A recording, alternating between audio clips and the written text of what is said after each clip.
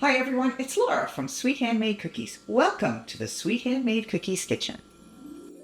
Early in December, I made my Christmas sample cookies. A link to that video is in my video description. And after I finished those Christmas cookies, I added them to my website, sent an email to my customers, and posted about them on social media. I was fully booked within a few days. Now, with just a few days left before Christmas, I need to finish up the last of those cookies, and today I am working on the last of my hot chocolate mug cookies. I have 75 left to make. I made the dough ahead of time and had thin sheets of rolled dough waiting for me in the freezer. I took the sheets of dough out of the freezer and let them thaw a little bit. Now I am working on cutting out the dough. This adorable cookie cutter that I've had for a number of years makes very crisp cuts of the dough, which I love. But it doesn't have a comfortable edge to press down on, which I don't love. But using this ruler to press down on the cutter is easier on my hand, which I will need in good shape so that I can pipe a lot of icing. As I cut the dough, I am making stacks of 15 cookies. That helps me to keep track of how many cookies I've cut and how many more I need to cut. I know I'll need 5 stacks of 15 to make 75. Let's get it done. Now, while the cookies are baking, I'm getting started on the royal icing. I always make a double batch of icing, and this week I'll be making it multiple times to get all the cookies finished before Christmas. Royal icing is pretty easy to make. It contains just 3 ingredients: water, meringue powder, which is a safer alternative than the raw egg white recipes of old, and confectioner's sugar. This makes a beautiful white and stiff icing. This is perfect as is for flowers or full whipped cream on top of hot chocolate mug cookies, and I can easily thin this icing with water to beautifully flood the cookies. It's time to color the icing for these red mug cookies. I have measured out how much icing I need by weight, and I will add food coloring and water to both color and thin the icing. It looks fast and easy, but it actually takes a bit of time to get the right color and, most importantly, the right consistency.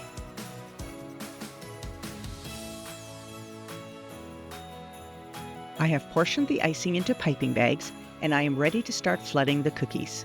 I have 75 of these cookies to decorate, so there will be 6 trays of 12 plus an additional 3 cookies.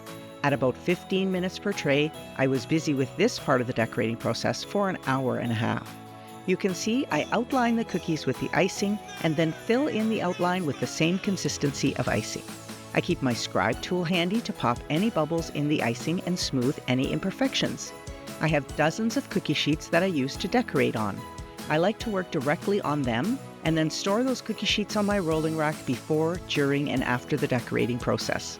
The way I like to work is to stack the cookies and move the cookies around on the tray and work on the cookie in the corner of the cookie sheet closest to me. Once I get to this part of the cookie making process, the baking is done, the icing is done, the dishes are done, and the kitchen is generally tidy, and I can really get into a groove. I like to listen to podcasts while I'm working, and it can be such a great time to catch up on my favorite podcasts and get the work done.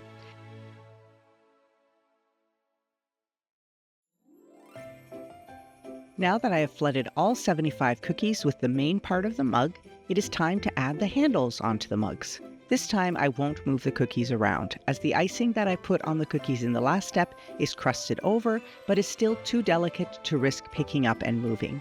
A dent in the icing at this point would ruin the cookie. So I'm doing a little bit more leaning over the cookie tray than usual and just getting those handles on this way.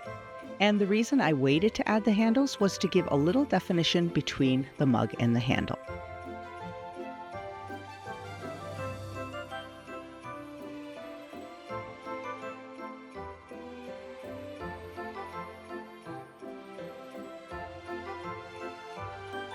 These are royal icing transfers. I wanted to add a little candy cane shaped sprinkle to these cookies, and this is a great little trick to get those sprinkles quick and easy. I printed out candy cane clip art that I found in Word, and I am just tracing that shape with some extra red royal icing. These tiny shapes will dry quickly. I can pop them off the parchment and use them on the cookies. Now I'm preparing the icing that will mimic the whipped cream on the top of the hot chocolate mug. This icing is straight from the mixer in its stiffest form.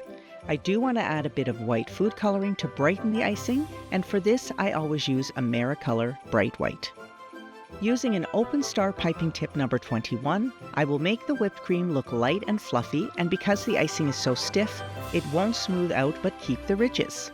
I use my tipless piping bags, cut about 2 centimeters from the end of the bag, so I can drop the piping tip in it, and then it will come out the cut end. Next, I place the piping bag into a 1-liter wide-mouth mason jar. This is how I always fill my piping bags. And because the icing is so stiff, I don't need to worry about the icing flowing out of the hole I've already cut. And I'm going to measure out 200 grams. That is my preferred amount for this size bag. And I'm going to tie a knot in the top of the bag.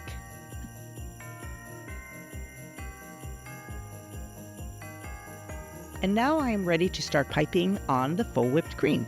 I'll place 1 cookie at a time onto this sprinkle tray to catch any stray sprinkles.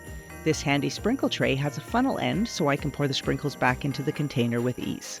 I'll pipe the icing on, I'll top with sprinkles and 3 candy cane royal icing transfers, and I'll repeat those steps for all 75 cookies. I think these cookies are super cute and I loved adding them to my Christmas collection because I have such a love for hot chocolate, and it has so many winter memories for me. First of all, I'm not a hot beverage lover. I don't drink coffee or tea, but I'll never say no to hot chocolate. And I've recently started enjoying whipped cream on my hot chocolate, which feels like a decadent addition.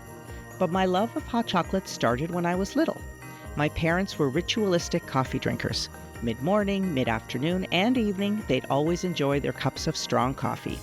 To make us feel included, my mom would make hot chocolate for my brother and I, chocolate milk in the summers. She'd mix cocoa and sugar and top it with milk.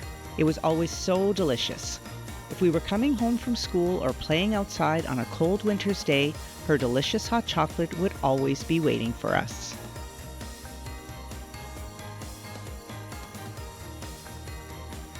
The final step in the decorating process for these cookies is to pipe the words "Let It Snow" on in white icing. And for this, I'm using my Kopykake overhead projector to shine the words onto the cookies. I'll also add some snowflakes to each cookie as well.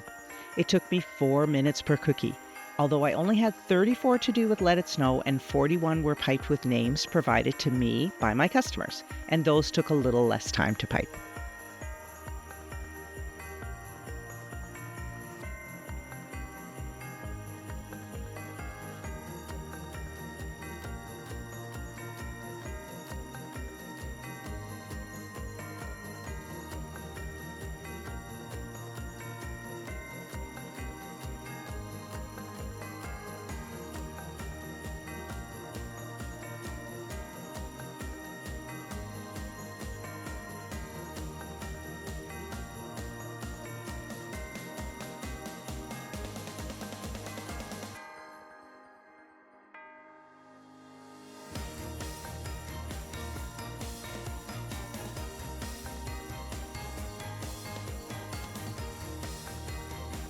And here's how the finished cookies looked. I love it, and obviously my customers did too. The next step in the process is the packaging of the cookies. I always individually package my cookies, which helps to protect them from damage during transport. You are probably expecting to see me package the cookies in plastic bags, which is the norm in the industry, but that's something I stopped doing more than 4 years ago. I use glassine bags instead.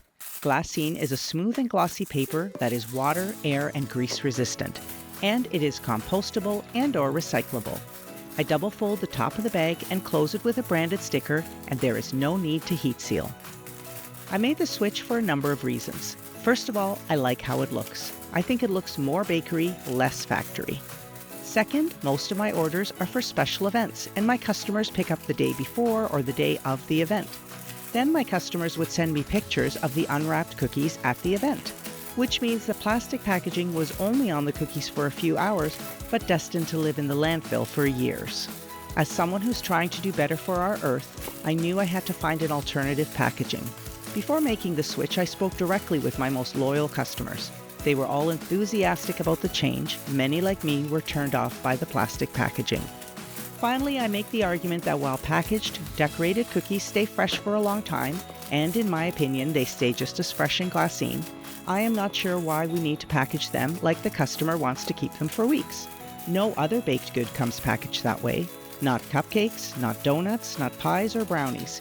If you purchase a baked good and want to save it for a long time, you wrap it or freeze it and take responsibility for that item. If you choose not to eat your decorated cookies right away, I provide instructions on how to keep your cookies longer. I'll stop talking now so you can enjoy watching the packaging process and see if you can spot a special cookie for a special jolly fellow.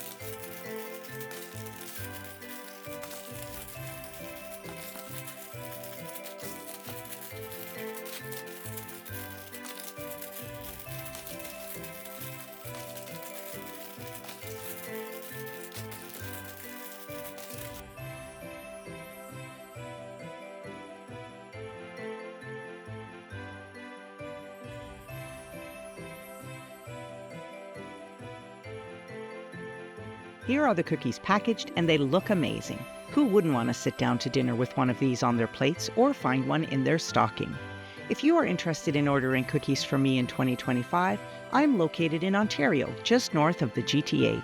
Visit my website or social media channels. Information is located in the description of this video.